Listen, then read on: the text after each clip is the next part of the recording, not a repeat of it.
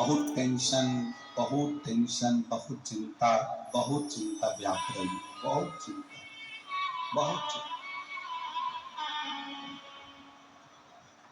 बहुत चिंता में ग्रसित। हल्दी का लेपन जलाधारी पर करिए। हल्दी का लेपन, हल्दी जानते हो ना? हल्दी का लेपन जलाधारी पर। कितनी भी चिंता व्यापे, कितनी भी परेशानी चल रही हो, थोड़े दिन बाबा की जो जलाधारी है, इस जलाधारी पर हल्दी का थोड़ा सा लेपन करिए। हल्दी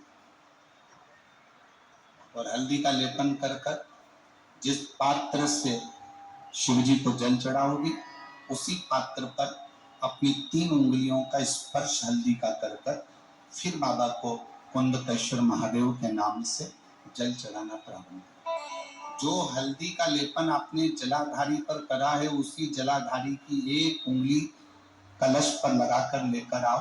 घर के अंदर जब प्रवेश करो या व्यापार में प्रवेश करो, तो जो कलश पर हल्दी लगाकर लाए हो, वही दरवाजे के ऊपर थोड़ी सी मात्रा में कुंडकेश्वर महादेव के नाम से लगाना प्रारंभ कर दो।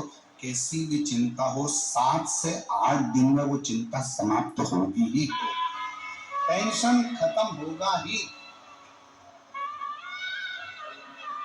परेशानी से ततीगा। कौन से महादेव का नाम लेना है? जम के बोलो, जरा आवाज आना चाहिए। कुंडकेश्वर महादेव। फिर से बोलो जम के,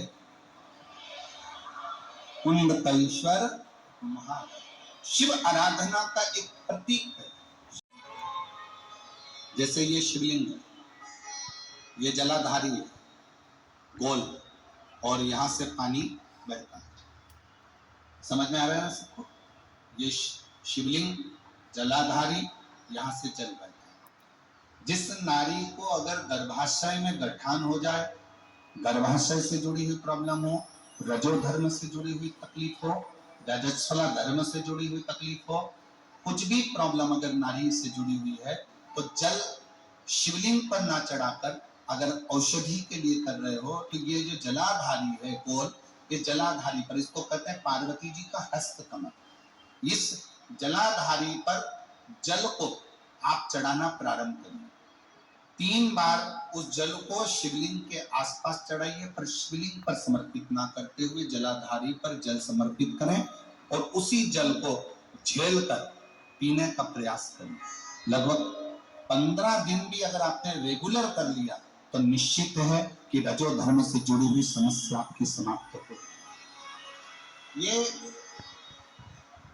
हस्त कमल मां पार्वती का स्थान, ये शिवलिंग शंकर जी का स्थान, बीच में जो मोटी सी लाइन रहती है वो अशोक सुंदरी का स्थान, ये गणेश जी का स्थान, ये कार्तिकेय का स्थान, ऊपर से जो एक एक बूंद पानी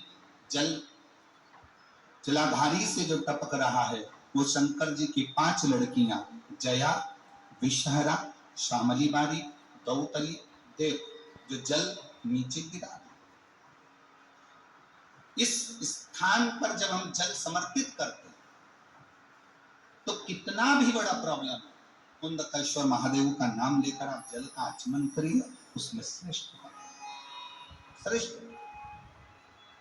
कोई 30 साल का हो गया, 35 साल का हो गया, 42 साल का हो गया, विवाह नहीं हो रहा, लड़की 35-36 साल की हो गई, 40 वर्ष की हो गई, 27 साल की हो गई, विवाह नहीं हो रहा, बहुत चिंता में हो, बहुत टेंशन में हो, तो शास्त्र कहता है, हमारा शिव महापुराण का कथा वर्णन करती है, हाथ में 2 लोटा जल,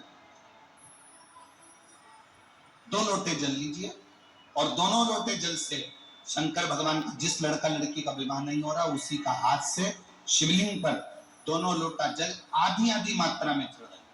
मतलब थोड़ा थोड़ा जल कुंडकेश्वर महादेव के नाम से चढ़ाइए, वही जल लेकर जाइए, और बेलपत्र के वृक्ष के नीचे उसी जल से 7 धार, पेड़ की परिक्रमा करते हुए 7 परिक्रमा उसी जल से, दोनों लोटे जल से 7 परिक्रमा कुंडकेश्वर महादेव के नाम से करवा दीजिए।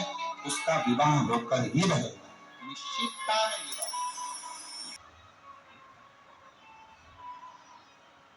जयपुर मेरे शंकर ने करुणा करी, वो सब इन पत्रों में भरी पड़ी।